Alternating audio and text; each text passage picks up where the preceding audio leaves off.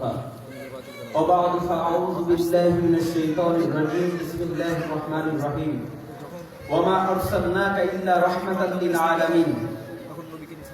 وقال رسول الله صلى الله عليه وسلم لا يؤمن أحدكم حتى أكون أحب إلي من والده وولده والناس أجمعين صدق الله العظيم وصدق رسوله النبي الكريم ৬৮,০০০ গ্রাম বাংলার মাটি ও মানুষের আধ্যাত্মিক রাহবার ও যুগ শ্রেষ্ঠ আলেম দ্বীন আল্লামা নুরুল হুদা ফয়জি দামাত বারাকাতুহু এর হাতে গড়া প্রতিষ্ঠান কারিমপুর জামিয়া কওমিয়া মাদ্রাসার আজকের সিরাত কনফারেন্সের সুদক্ষ পরিচালক ও ন্যায় নিষ্ঠার কলম হাতে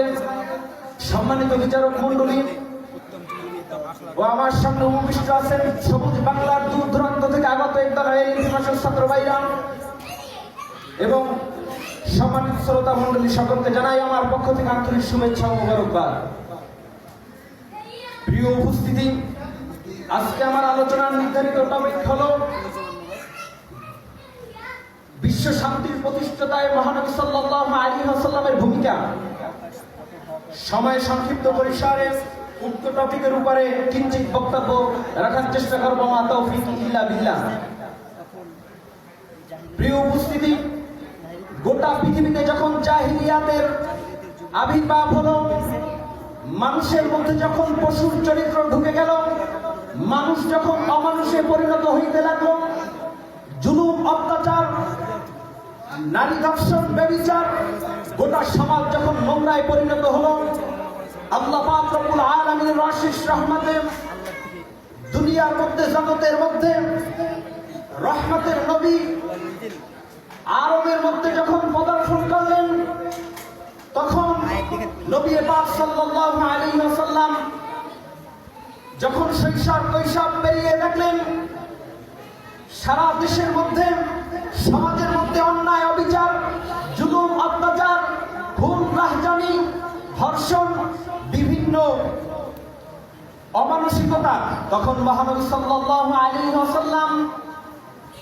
মাত্র 14 বছর বয়সে হিলফুল ফুতুর নামক সংগঠনে যোগদান করলেন। প্রিয় উপস্থিতি, মহানবী সাল্লাল্লাহু আলাইহি ওয়াসাল্লাম এই সংগঠনে যোগ দেওয়ার মাধ্যমে ফলে মানুষ দেখলো একটা স্বাধীনতার রাস্তা, মানুষ পাইল একটা মুক্তির রাস্তা, মানুষ আশ্রয়ের স্থান পাইল। শুধু তাই নয়, মহানবী সাল্লাল্লাহু আলাইহি ওয়াসাল্লাম হাঁটি হাঁটি পা পা করে যখন আস্তে আস্তে এগিয়ে 40 বছর উপনীত হলো, নবুয়ত লাভ করলো,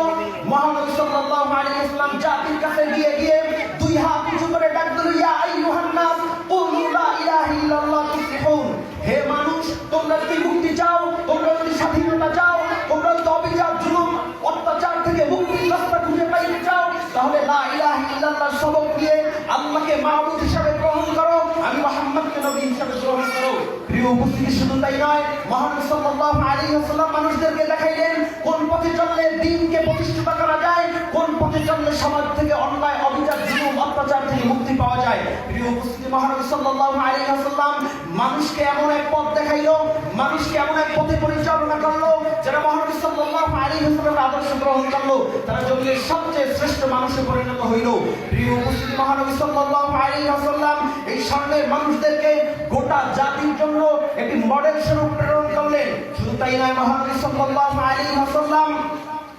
এমন ভাবে রাষ্ট্র পরিচালনা করলেন, এত সুন্দর ভাইয়ের মধ্যে